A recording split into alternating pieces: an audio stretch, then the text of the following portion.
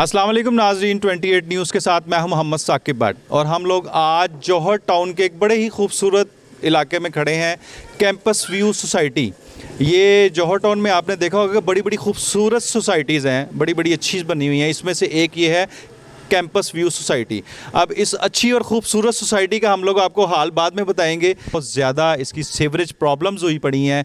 यहाँ पे जो अहले मोहल्ला हैं वो इतने परेशान हैं बेचारे। जो बुजुर्गवार हैं वो मेरा ख्याल है शायद मस्जिद जाने से मतलब कि कासिर हैं, वो घरों में ही पढ़ते होंगे नमाज। जितना कि हर गली में गंद और हर गली में पानी, हर गली में सीवरेज फंसा पड़ा है। कोई खुदाई हुई है पिछले दिनों यहाँ पर जिससे पूरा सीवरेज पाइप लीक कर गया है और उसकी वजह से पूरा अहले मोहल्ला परेशान है। आप मेरे पीछे पूरे अहले मोहल्ला को देख रहे होंगे और इनके चेहरों की तरफ देखें कि ये कितना सख्त परेशान है। ये इनसे बात करते हैं कि इनको क्या मामला है और कितनी देर का इनका मामला ये हल नहीं हो पा रहा। अस्सलाम वालेकुम जी सर, ये ज़रा बताइए कि ये आपको ये जो सीवरेज का मसला है ये कब कितनी देर का है और क्या आपके अभी इक़दाम हो रहे हैं? तकरीबन एक हफ्ते से पाइप जो है ना वो कह रहे हैं जी चिप हो गया है। उस चिप होने की वजह से सारा गंदा पानी जो है ना बाहर आ गया है। ये साथ वाला गांव भी ब्लॉक है, सोसाइटी भी ब्लॉक है और बेड़ा गर्क है। कोई आदमी बाहर नहीं जा, औरतें तो निकल ही नहीं सकती, इतनी बदबू है।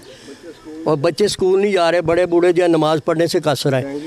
और डेंगू का भी मौसम है, ऊपर से देख लो इधर कितनी गंदगी है। ये आप कवरिंग की है इसकी आपने। सब्ज़ी लेनी हो, हम सब्ज़ी लेने नहीं जा सकते। दूध लेना हो, दूध अपना बच्चे जो है ना बिलक बिलक जाते हैं। पानी किस तरह, कपड़े पलीत हो जाते हैं। वैसे हर दफ़ा मतलब कपड़े तो नहीं तब्दील करने हमने।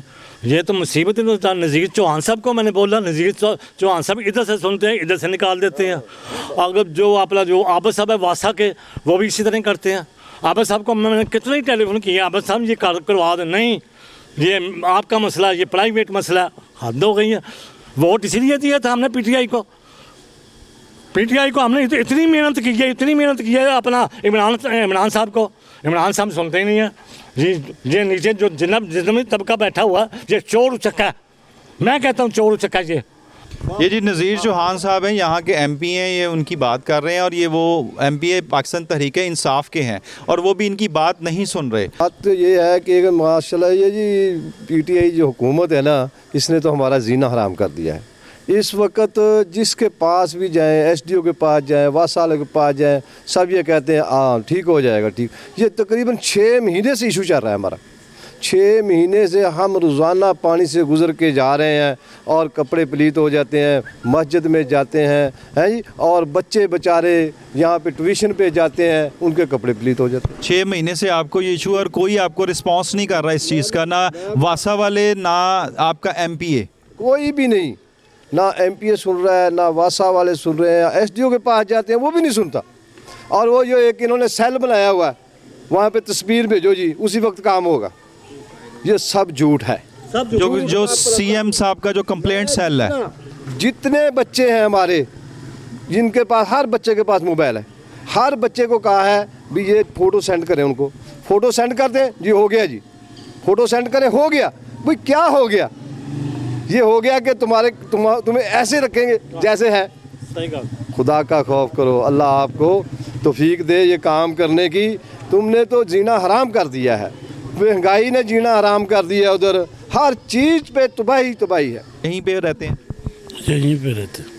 क्या आप किस तरह गुजर के जाते हैं इस माहौल में? ये तो बहुत दर्दनाक माहौल है। वैसे ही बहुत मुश्किल गुजर के जाते हैं। आप पैदल मतलब मूव कर रही हैं? पैदल जाओ। लें जी, आपने सुन लिया ये पैदल, और आपने जो मौक़िफ़ सुने इन लोगों के, मेरा ख्याल है कि मेरा भी दिल जो है ना दहल गया इस चीज़ में कि इतनी प्यारी सोसाइटी है, इतने प्यारे लोग रहते हैं यहाँ पे, बड़े डिसेंट और बहुत सोफिस्टिकेटेड मतलब के लोग यहाँ रहते हैं। उसके बावजूद ये लोगों की शक्लें आप देख लें कि इनके ऊपर, इनके चेहरों पर बड़े ही मतलब गुस्से वाले तासरात हैं। तो हुकूमत वक्त से अपील है इनकी तरफ से भी कि वो खुद भी यहाँ पे कोई एक्शन लें और वासा वालों को स्पेशल कहें कि यहाँ पे आके तो इनका मामला हल करें।